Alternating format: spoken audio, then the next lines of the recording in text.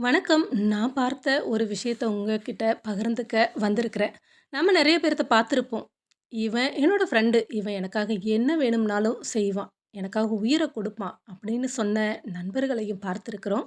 இவங்க என்னோட சொந்தக்காரங்க, என்னோட ரத்த பந்தம். எனக்கு என்னனாலும் இவங்க பார்ப்பாங்க அப்படின்னு சொன்ன உறவுகளையும் பார்த்துருக்கிறோம். இவங்கெல்லாம் ஒரு கட்டத்துக்கு மேல ஈஸியா எடுத்தெறிஞ்சு வீசிட்டு போன எத்தனையோ பேர நம்ம பார்த்துருக்கிறோம். அவங்க புலம்புறத கூட கேட்டுருக்கிறோம். அவங்களுக்காக நான் இதெல்லாம் செஞ்சேன், இப்படியெல்லாம் பார்த்துக்கிட்டேன். இன்னைக்கு என்ன அம்போன்னு விட்டுட்டு போயிட்டாங்கன்னு சொன்ன நெறைய பேர பார்த்துருக்கிறோம்.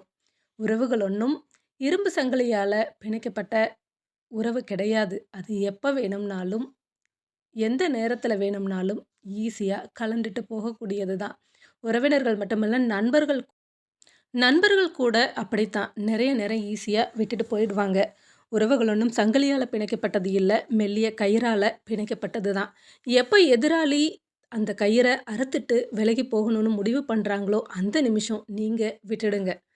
அப்படி விடும்போது உங்களோட காயம் பெருசா இருக்காது. இத நான் அனுபவத்தில பார்த்தது. இது உங்களுக்கு பிடிச்சதுன்னா லைக் பண்ணுங்க, கமெண்ட் பண்ணுங்க. நாளைக்கு இன்னொரு அழகான தத்துவத்தோட உங்கள வந்து சந்திக்கிறேன். நன்றி.